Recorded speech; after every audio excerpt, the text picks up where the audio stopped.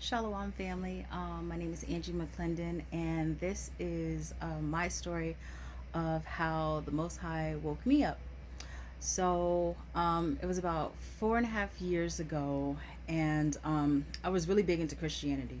Um, I tried to, study as much as I could, and it was a point in my life where I was reading a lot of books about the rapture and end times prophecy. I was really big into end times prophecy things. So I was reading like fiction books about different end times prophecy, and I was reading this book, and in the book, people were being deceived, but it was in a way that they didn't even know that they were being deceived. But these were people in the church, and they were being deceived into taking the mark, but they believed it so vehemently even while being lied to.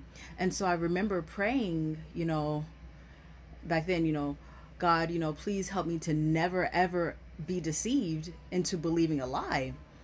And it was like the Most High definitely heard my prayers when I said that, because I started like really wanting to understand what it is that I was believing. So I remember vividly, I had my Bible open, and I think I was either in Psalms or Proverbs, and I was trying to read it. And I read a few lines, and I was like, I don't know what I just read. I have no clue what this means.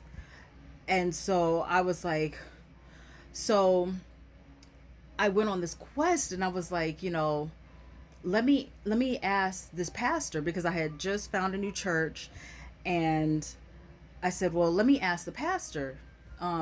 So I asked him, I'm like, do I need to get a Bible that's in chronological order? Maybe will that help me remember, or will that help me understand what I'm reading? And he brought up this scripture about the Ethiopian, and how somebody has to explain it to you like that. So I was like, okay, okay. So I just kept like searching, like literally I was like hungry trying to figure this out. And I kept trying to figure it out, kept praying for to never be deceived. And I never forget it. An old acquaintance that I had called me, and when he was calling and he was texting, he said the Most High. So I was like, um, I'm like, the Most High, that wasn't a term I was familiar with using. And I was like, I'm a Christian. Like, what are you talking about? Um, and he was like, you know not what you believe. And I'm like, oh, what are you talking about? He was like, if you ever want to know, just call me. So I was like really curious, like, what is he talking about? He knows I'm a Christian. I thought he was a Christian too. But he's saying the Most High. Like, I'm thinking like this is some kind of, maybe he's a Muslim or something. I don't know. It didn't click. It didn't click at the time. So I called him. Sorry, this camera's shaking. And I called him, and it was a Wednesday evening. I was supposed to go to Bible study at the Christian church that evening.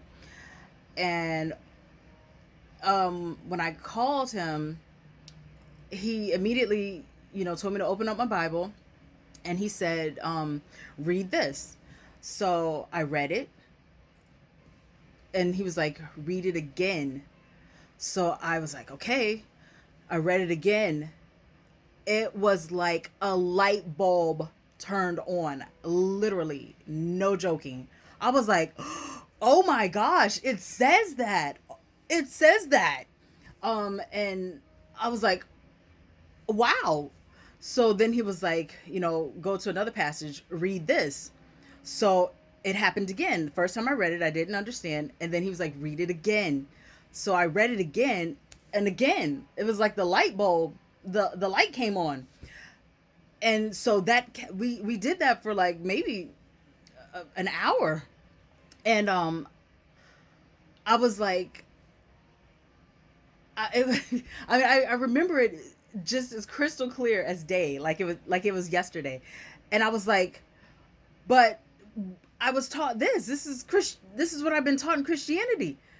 And I remember getting off of that phone call thinking, oh my gosh, they're going in the wrong direction. All these Christians, think this, but they're in the wrong direction. Oh my goodness. And it was like, the best way I can describe it is like having the light turned on when you didn't even know you were sitting in the dark. That's literally the best way I can describe how it felt for me. And it was like the Bible, which I had read frontwards and backwards in Christianity with no understanding. It was like a whole new book. But now this book was like a treasure map. And there were so many gold pieces all in it. And it was just, I never knew. I'd been in Christianity for about, shoot, 35 years, my whole life in Christianity. And I had no clue that what I was experiencing and learning had been right there in front of me the whole time. And it literally is the Most High taking off the blinders, opening up your eyes, opening up your ears to see, to understand. And you never forget that moment. You never ever forget that moment when the Most High turns the light on and gives you understanding. Um, and it was crazy. So me and this friend, we would be on the phone every day, hours, with him just showing me different things, and the Ruach just leading and just showing me all sorts of things. Um, but it wasn't easy. It wasn't easy because as soon as that started happening, that day, that week, the enemy was attacking me heavy. I mean, it felt like panic attacks. It felt like demonic activity was trying to go on. Back then I was big into I'm from New Orleans, so I was big into Mardi Gras. So I had masks and voodoo beads and all this stuff in my apartment that I had, and it was just like, if I could see in the spiritual realm, like angels and demons just clashing, clashing, clashing right over my head. My mind was just like in a tizzy, just so much panic, and it was a lot to fight through, to hold on to what was happening. Um, it was a crazy time, and that same week that I came into the truth, the Most High like deconstructed me.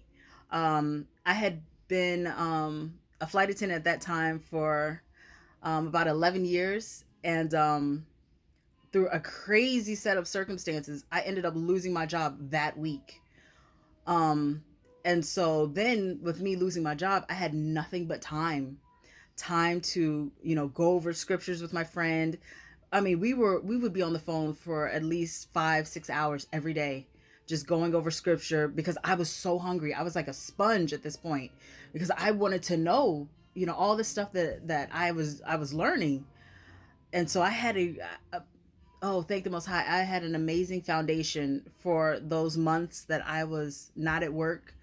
Had nothing but time. Of course, the thing that goes on when you first come to this truth, you're so excited. You want to tell your family, you want to tell your mom and your friends. And my mom has always been a super super strong Christian, super strong. And her and I were always likened to like a duo. Like, she was like, in a Christian sense, like an Elijah, and I was like an Elisha, like that. And when I told her that I could no longer, be in this Christianity thing, and was trying to tell her about who we are and about Deuteronomy 28, um, it was a big disappointment for her. She basically told me, she didn't really want to have anything to do with me, and that some other mean things. So she kind of didn't talk to me for about a year after that. And Yeah, I got a lot of flack from my siblings and my family. Because you go on Facebook and you're like trying to post all this stuff, and you're thinking people are gonna be excited about this. And no, one of the greatest lessons I had to learn was, and the scriptures talking about the servant is not greater than the master. The same things happened to Yahushua, and they didn't receive him. So who am I? So that was something that I had to deal with. But I'm so grateful. I will never look back. Um, it's Christianity, into that old lifestyle of Mardi Gras and all that stuff. My life is in a whole different direction. And I'm so grateful. I'm so grateful for the Most High waking me up. It's truly humbling to know that out of all these millions and billions of people, that the Most High chose to open my eyes and give me understanding. Because there's nothing I've done in my life that even deserves any of that. Um, but I had always been the black sheep of my family. Uh, Always oddly different. Didn't know why. I grew up with you know, three brothers, an older sister, and I was always the oddball out. Um, you know, my siblings, they were big into material things and keeping up with the Joneses and being a certain way, and I was always just like picking daisy, just different, just very different, very odd. And now I'm so grateful for that set apartness that was on me that I didn't even know. And so I'm so grateful for the Most High waking me up. And it really truly starts with, ask, seek, knock. I asked the Most High to never let me be deceived. And he honored that prayer and allowed me to seek, seek, seek. And then he answered my call, my prayer, and allowed me to come into the understanding of things. And so I pray that this encourages somebody. And I'm just so grateful. So, anyway, Shalom. Take care.